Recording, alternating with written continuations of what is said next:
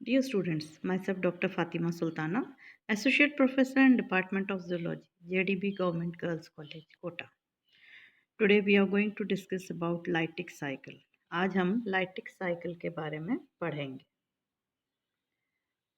Viruses are species specific, but almost every species on earth can be affected by some form of virus.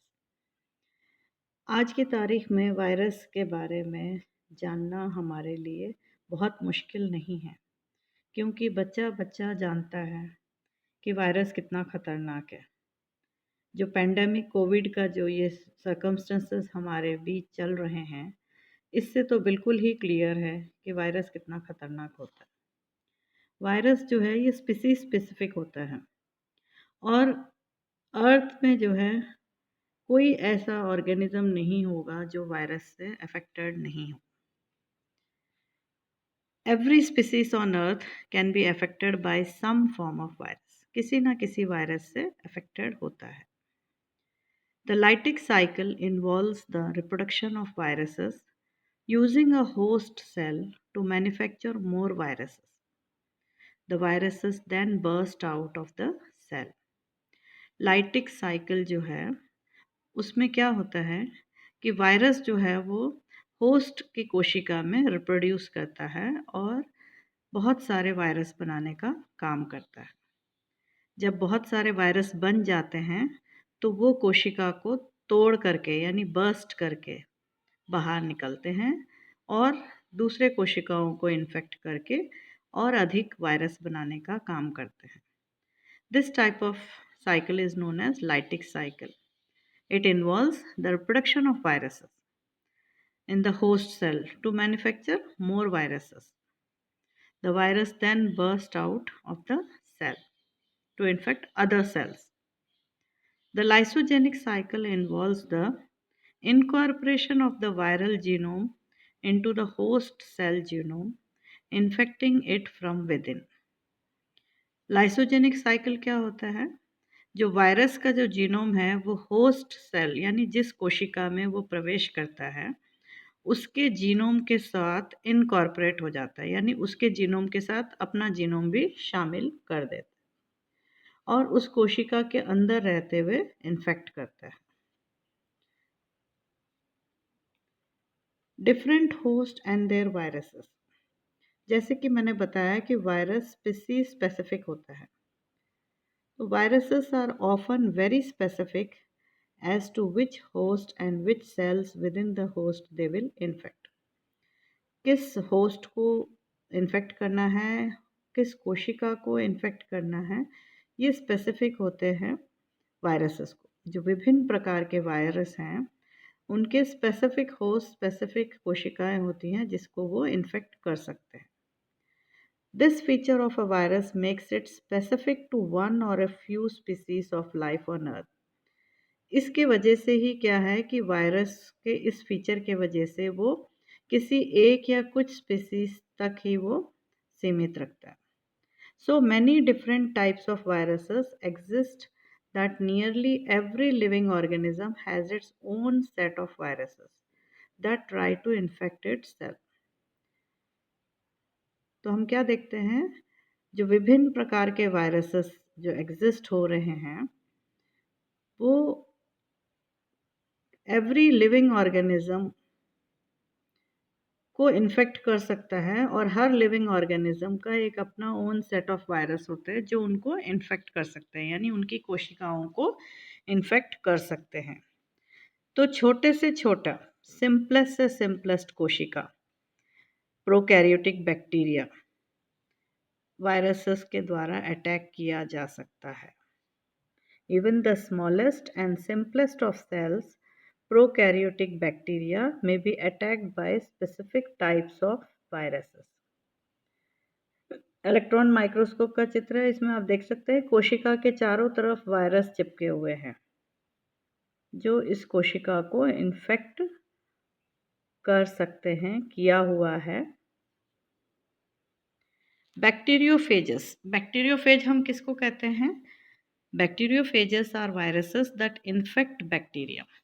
Bacteria को जो infect करते हैं viruses उसको हम bacteriophage कहते हैं। Bacteriophages may have a lytic cycle or a lysogenic cycle, and a few viruses are capable of carrying out both. Bacteriophage जो है वो या तो लाइटिक साइकिल होगा या लाइसोजेनिक साइकिल होगा, और कुछ वायरसेस ऐसे हैं जिसमें दोनों ही प्रकार के साइकिल्स कैरी कर सकते हैं वो, यानी अपने लाइफ साइकिल में लाइटिक साइकिल को भी शामिल कर सकते हैं और लाइसोजेनिक साइकिल को. There is difference between the lytic and lysogenic. Lytic में तो वायरस जो है उस कोशिका के प्रोटीन्स को यूज़ करके बहुत सारे वायरस बनाता है और उसको तोड़ के बाहर आ जाते हैं सारे. और लाइसोजेनिक में क्या देखा था हमने, वायरस का जीनोम जो है कोशिका के जीनोम के साथ इनकॉर्पोरेट हो जाता है और उसके अंदर रहते हुए वो इन्फेक्शन कर सकता है. When infection of a cell by a bacteriophage results in the production of new virons, the infection is said to be productive. When infection of a cell by a bacteriophage results in the production of new virons, यानी कोशिका को जो infect कर रहा है कौन सा, bacteriophage, और बहुत सारे वायरस बनाने का काम कर रहा है, तो उस तरह के इन्फेक्शन को हम प्रोडक्टिव कहेंगे, यानी वो प्रोड्यूस कर रहे हैं बहुत सारे वायरस बनाने के. Lytic cycle. With lytic phages, bacterial cells are broken up and destroyed after immediate replication of the viron. As soon as the cell is destroyed, the phage progeny can find new host to infect. Lytic phases में क्या होता है, जो bacterial cells हैं वो break होकर के और उसके अंदर से जो वायरॉन्स बने हैं वो सब बाहर आते हैं.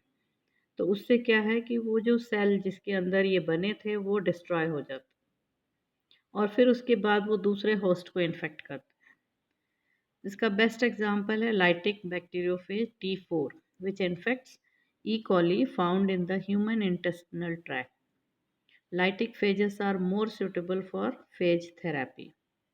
Some lytic phages undergo a phenomenon known as lysis inhibition, where completed phage progeny will not immediately lyse out of the cell if extracellular phage concentrations are high. जो लाइटिक फेज है उसमें लाइसिस इनहिबिशन वाला एक phenomena भी देखा गया है. इसमें क्या होता है कि अगर बैक्टीरिया का कंसंट्रेशन बहुत हाई है कोशिका के बाहर, तो वो उस कोशिका को तोड़ के बाहर नहीं आते हैं, तब तक वो अंदर ही रहते हैं. उसको हम लाइसिस इनहिबिशन कहते हैं. When we see that there is high concentration of the phage outside the cell will not be broken up. That is, the virons will not come out. They will stay inside the cell. This is known as lysis inhibition. ये जो bacteriophage है, अगर इसका हम structure देखते हैं तो what happen, we see head, neck और टेल. कॉलर रीजन होता है और tail. And viruses they can not reproduce without a host cell. Virus कभी भी अपने आप रिप्रोड्यूस नहीं हो सकता है, किसी न किसी कोशिका को अपना होस्ट बनाएगा और तभी वो रिप्रोड्यूस कर सकता है. और वायरुलेंट जो है वो they cause disease. Bacteriophages are often studied. Bacteriophages जो है वो बेस्ट स्टडीड एग्जाम्पल हैं और इनका जो रेप्लिकेशन है वायरस का वो एनिमल वायरस जो है वो सिमिलर होते हैं बैक्टीरियोफेजेस के. Now the lytic cycle. Lytic cycle में 5 स्टेप्स होते हैं: attach, inject, replicate, assemble and lyse. यानी बैक्टीरिया पहले अटैच होगा, फिर इंजेक्ट करेगा अपना जीनोम को कोशिका के अंदर, उस कोशिका के अंदर वो रेप्लिकेट करेगा, फिर असेंबल होंगे और फिर लाइस यानी रिलीज होंगे. तो in first step we see that the virus it attaches to the cell membrane. जिस कोशिका को वो इन्फेक्ट करना है उसको अटैच करेगा और उसके ऊपर जो कोशिका के ऊपर सेल रिसेप्टर होंगे उसके साथ अटैच होगा. तो what we see, if there is no attachment, no infection. इसीलिए कोरोना के इस काल में हम कह रहे हैं कि 2 फीट की दूरी बनाए रखो, मास्क पहनो। ये सब क्यों है? Because we don't want that attachment. So if there is no attachment there is no infection. तो वायरस जब कोशिका से संपर्क में आएगा तभी वो रिप्रोड्यूस कर सकता है।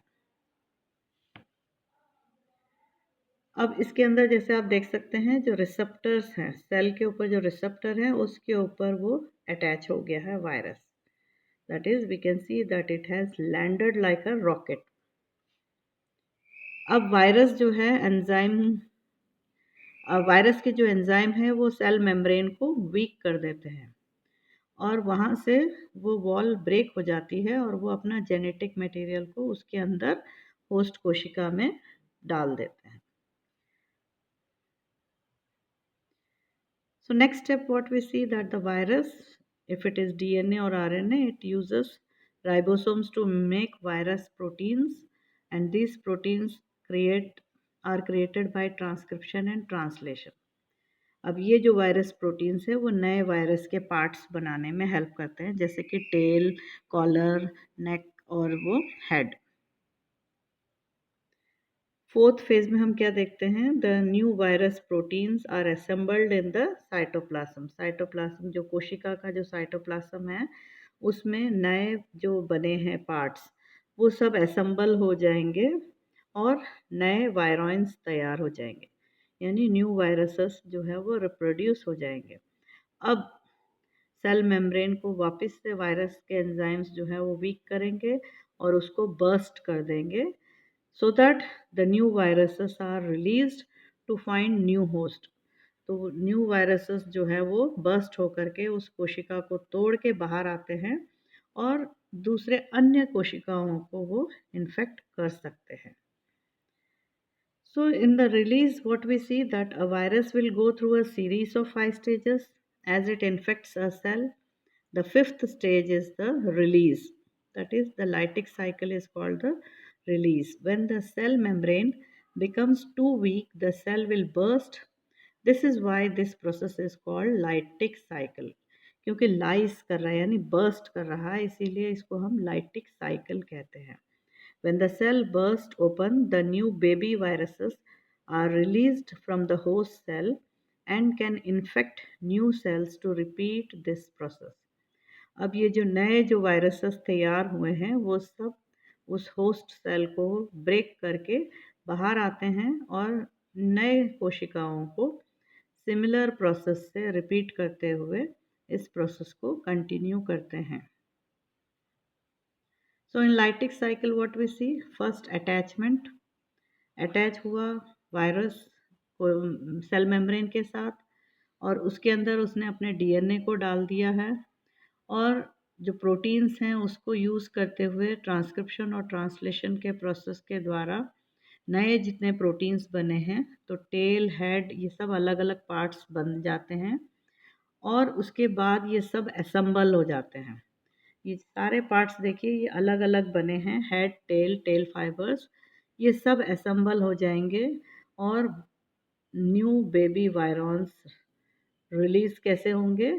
उस कोशिका को बर्स्ट करके, ब्रेक करके वो सभी वायरॉन्स बाहर आ जाएंगे और ये जो वायरस हैं वो अन्य कोशिकाओं को इन्फेक्ट करके और दोबारा इस साइकिल को रिपीट करते हुए न्यू वायरॉन्स को रिप्रोड्यूस करते रहते हैं।